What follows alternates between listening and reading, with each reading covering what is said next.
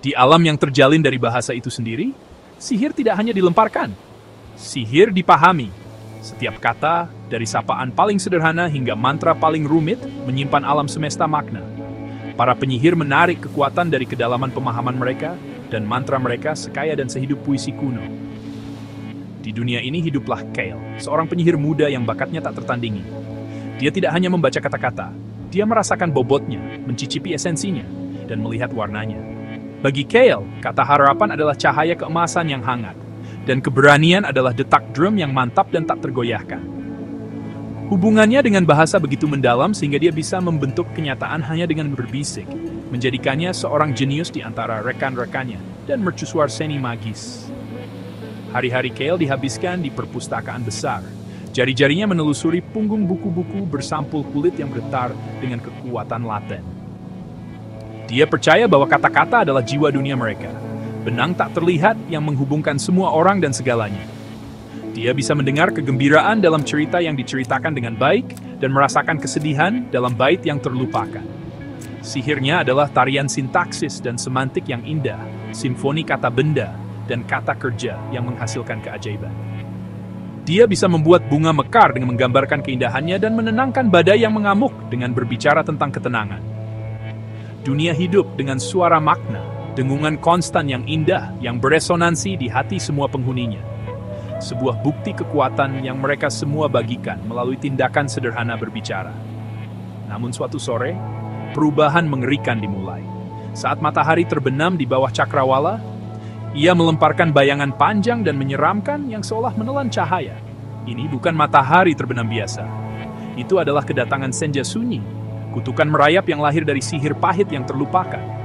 Kutukan itu tidak menghancurkan atau membunuh, itu hanya menghapus. Itu mulai menguraikan makna dari setiap kata, meninggalkan suara kosong dan bentuk hampa. Permadani bahasa yang semarak mulai robek, warna-warna cerahnya memudar menjadi abu-abu monoton yang tidak dapat dipahami. Dunia menahan napas, tidak menyadari bahwa jiwanya sedang dicuri dengan cahaya yang memudar pada hari yang menentukan itu. Keesokan paginya, dunia terbangun dalam keheningan yang mendalam dan menakutkan. Itu bukan keheningan damai, tetapi keheningan kekosongan.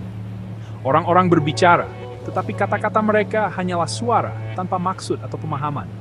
Lagu pengantar tidur seorang ibu tidak berbeda dengan teriakan pedagang. Janji seorang kekasih memiliki bobot yang sama dengan kutukan orang asing. Sihir tersendat dan mati, karena mantra yang dulunya menguasai elemen sekarang hanyalah suku kata yang tidak berarti. Dunia telah jatuh ke dalam keadaan kebingungan dan keputusasaan. Dengungan makna yang indah telah hilang, digantikan oleh keheningan memekakkan telinga yang mengisolasi setiap jiwa. Kael merasakan kehilangan itu ancam, seolah hatinya sendiri telah dilubangi, meninggalkan kekosongan yang dingin dan sunyi. Seiring berjalannya hari menjadi minggu, dunia semakin terjerumus ke dalam kekacauan. Tanpa pemahaman bersama yang diberikan bahasa, masyarakat mulai runtuh. Kepercayaan terkikis, komunitas terpecah, dan sihir yang dulunya mendefinisikan keberadaan mereka menjadi kenangan yang jauh dan menyakitkan. Kael menyaksikan kehancuran ini dengan hati yang berat. Keheningan menggemakan kekosongan yang dia rasakan di dalam. Dia tahu dia tidak bisa berdiam diri sementara dunianya hancur. Sementara yang lain pasrah pada kenyataan baru yang sunyi ini, secercah perlawanan membara di dalam dirinya. Dia teringat kisah-kisah Menara Arsip, sebuah repositori legendaris yang dikatakan menyimpan cetak biru bahasa mereka, sumber dari semua makna.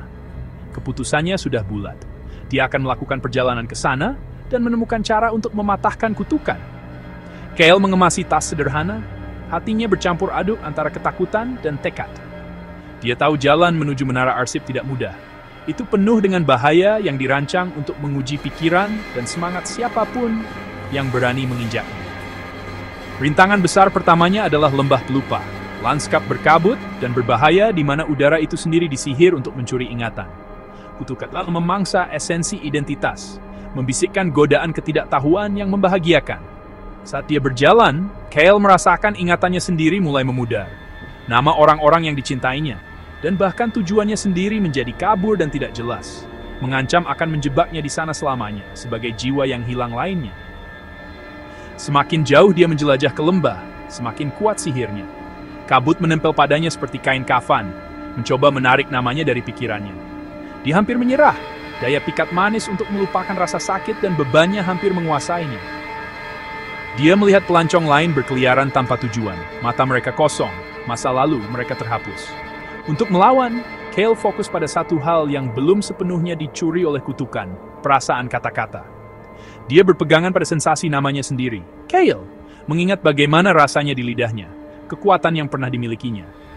Itu menjadi jangkarnya dalam kabut amnesia yang berputar-putar. Satu titik cahaya dalam kegelapan yang mendekat. Hampir lolos dari cengkeraman lembah dengan identitasnya utuh, Cale segera menghadapi cobaan berikutnya, Danau Cermin. Hamparan air yang luas dan sangat tenang ini tidak memantulkan langit atau pantai di sekitarnya. Sebaliknya, itu menunjukkan refleksi ketakutan terbesar dan ketidakamanan terdalam seseorang. Saat Cale menatap permukaan kacanya, dia tidak melihat wajahnya sendiri membalas tatapannya. Dia melihat versi dirinya yang telah gagal, seorang penyihir yang tidak berdaya untuk menghentikan kemerosotan dunia.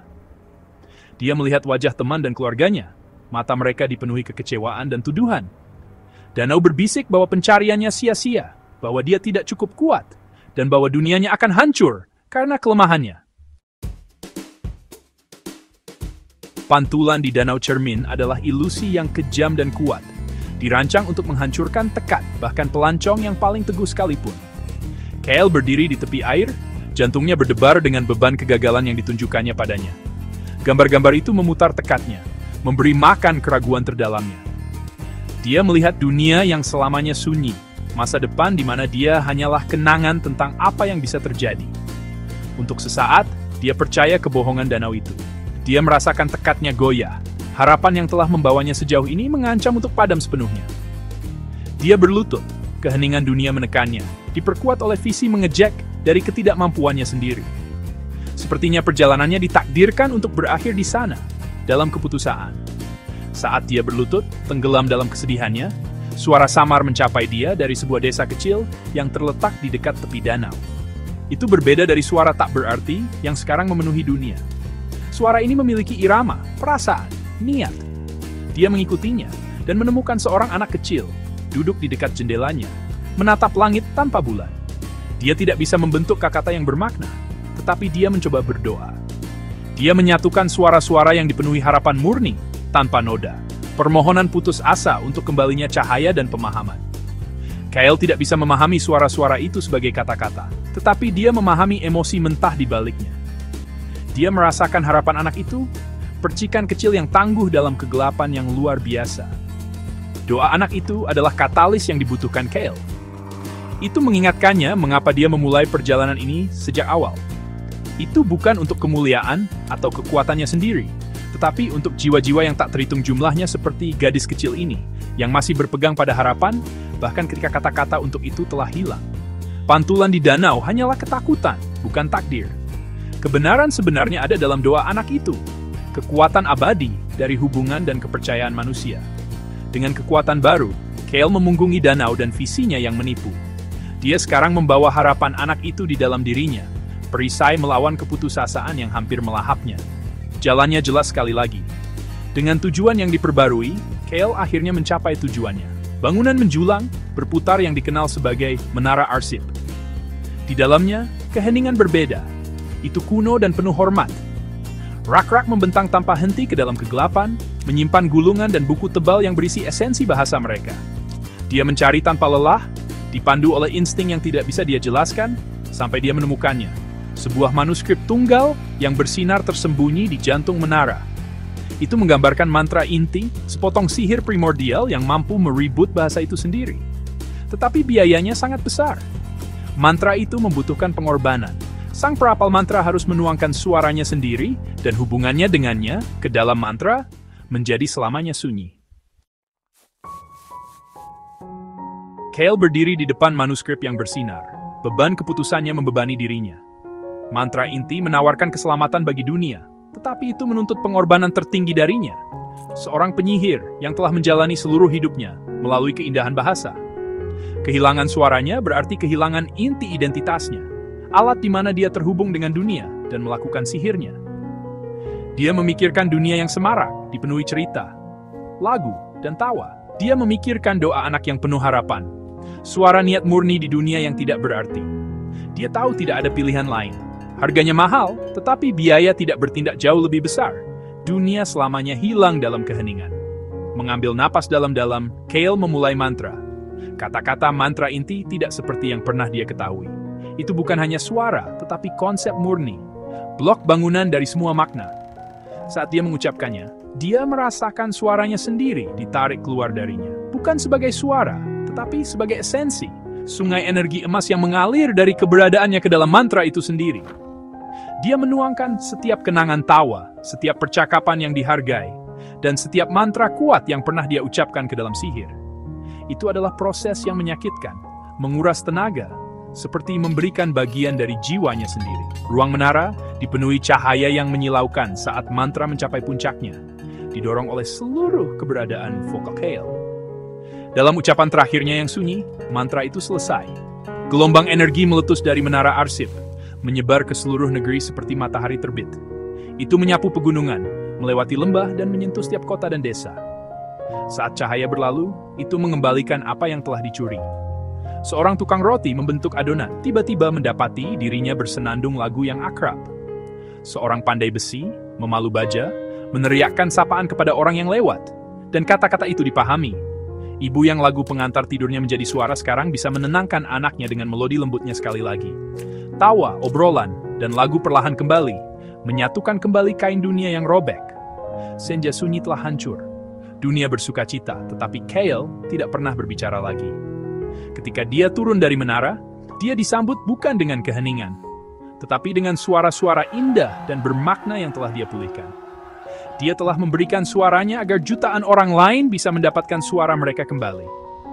Dia menjadi legenda hidup, dikenal sebagai Kale si pendiam, penyihir yang menyelamatkan dunia. Meskipun dia tidak bisa lagi berbicara, matanya menyimpan pemahaman yang mendalam, dan tindakannya berbicara lebih keras daripada kata-kata apapun. Dia menjalani sisa hidupnya sebagai penjaga yang dihormati dari dunia yang telah dia selamatkan. Pengingat yang tenang dan konstan akan kekuatan kata-kata dan pengorbanan tanpa pamrih yang dilakukan untuk mengembalikannya.